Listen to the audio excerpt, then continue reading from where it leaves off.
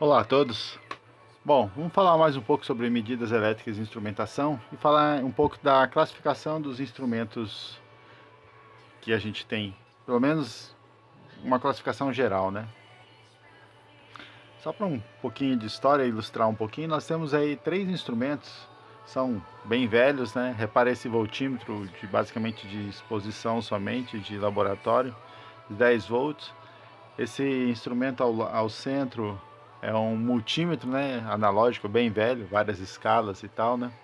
E o voltímetro de painel aqui mais à direita, em corrente alternada, de escala de fundo de 300 volts, né?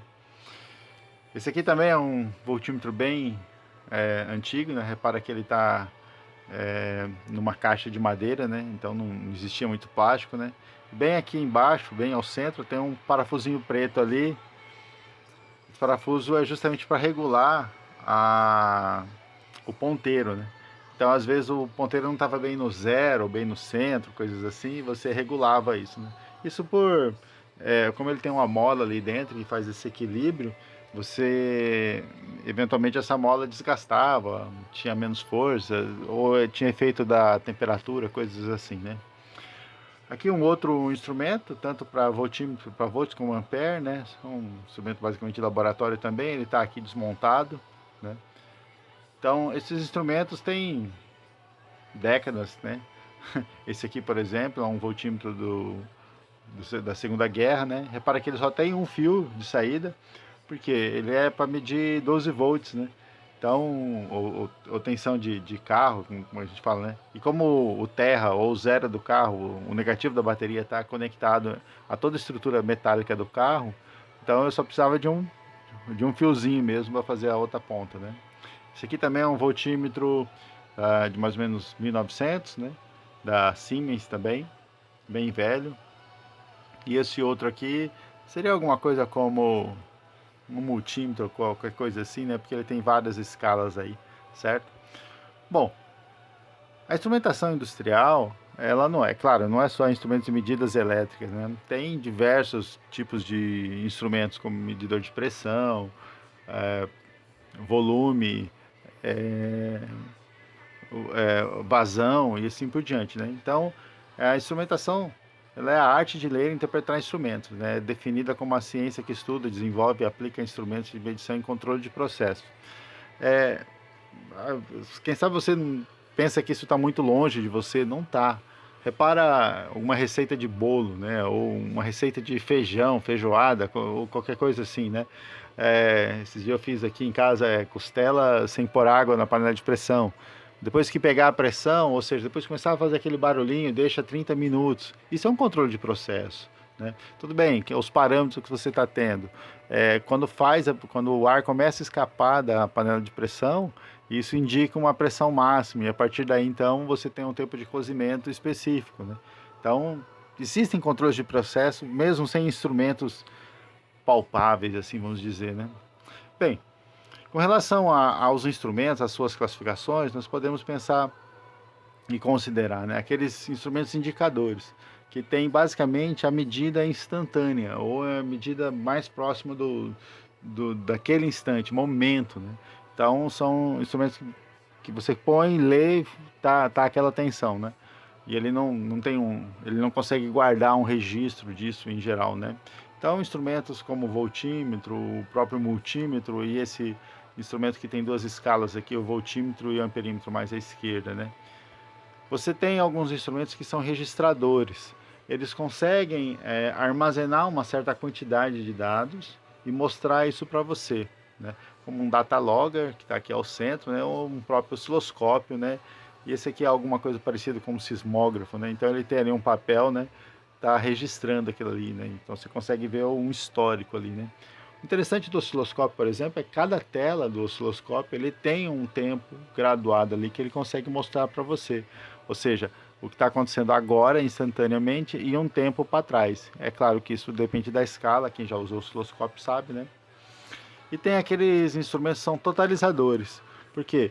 Porque é interessante você ter uma medida durante um certo período, né? Então, medidores de energia que você tem na frente da sua casa aí, na sua empresa e assim por diante, você tem um instrumento totalizador. Como é que vocês têm a medida disso durante o mês, né? Pega a última leitura, pega a leitura atual menos a anterior, dá o que você gastou no mês. Assim também é o registrador de distância, né? É o quanto você andou com o seu carro, né? Que está marcado bem ali, né? É a quilometragem, né? Tem um nome específico para isso, mas me foge o nome agora e tenho medo de falar errado aqui e ficar gravado no YouTube aqui. Tem o hidrômetro também, que ele tem o mesmo princípio do medidor de energia, né? Quanto você gastou no mês, ele vai totalizando, uma leitura menos a outra, dá a leitura do período, certo? Bom, é claro, todo mundo vai pensar e considerar, né? Existem instrumentos que são analógicos e digitais, né? Os analógicos, eles têm todo um princípio físico para funcionar e tudo mais, né? Estão gradualmente sendo substituídos pelos digitais, né?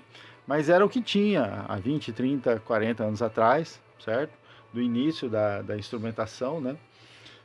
Se você pensar que um dos primeiros instrumentos, quando se começou a descobrir os fenômenos físicos, químicos e tudo mais, começou-se também a ideia e pesquisa de instrumentos que pudessem fazer a medição de alguma coisa, certo?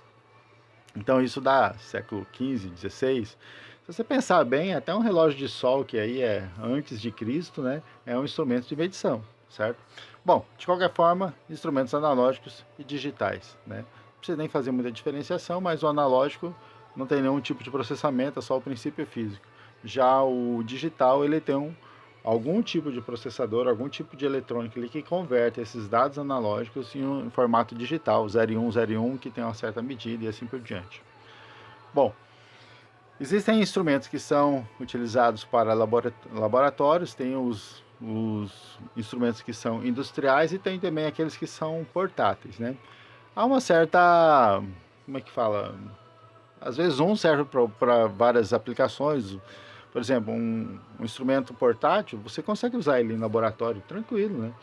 Ah, só que existe esse tipo de essa diferenciação, né? Porque a ideia do laboratorial é ele ter um pouco mais de precisão, ou muito mais precisão, né? Mais casas decimais após a vírgula, essas coisas assim, certo? Em geral também ele tenta medir o máximo possível de grandezas, né? Uma coisa que portátil, eventualmente você não vai conseguir, porque você tem um espaço pequeno e assim por diante. Já o industrial, a ideia é que seja o mais robusto possível, porque ele vai estar em um ambiente, às vezes com poeira, com umidade e tudo mais, e ele tem que marcar, ele tem que dar a leitura dele independente das situações, né?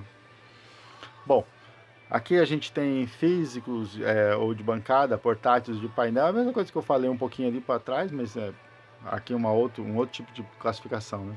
Repara que aqui um canto direito superior, esses quadrados aí basicamente são todos de painéis, né?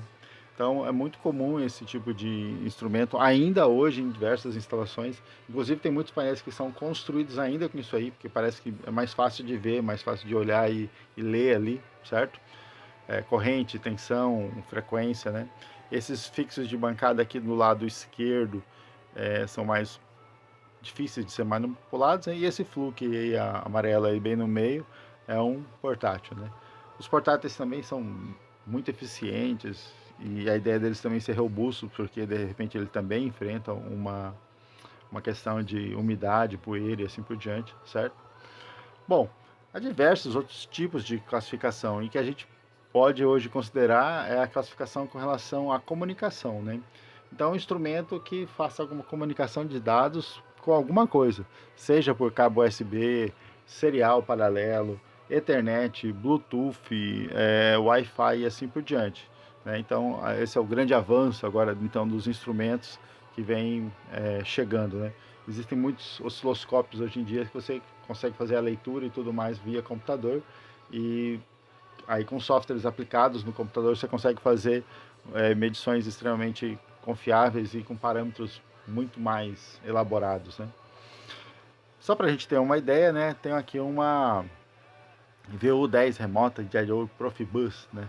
Ou seja, você tem uma central, né, que você consegue colocar vários sensores, né? Repara, posicionadores, saídas, é como se fosse quase um CLP, basicamente, né?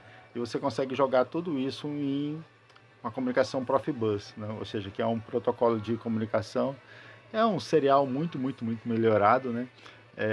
Em que você consegue então transportar muitos e muitos dados e assim por diante. Ou seja, isso aqui é o suprassumo da instrumentação industrial hoje em dia, né? Você conectar muitos instrumentos numa central e você conseguir transformar tudo isso em um pacote de dados e você é, obter esses dados aonde você estiver, basicamente no mundo, né? Tem uma rede de sanduíches, eu não vou arriscar falar o nome porque eu posso errar, né?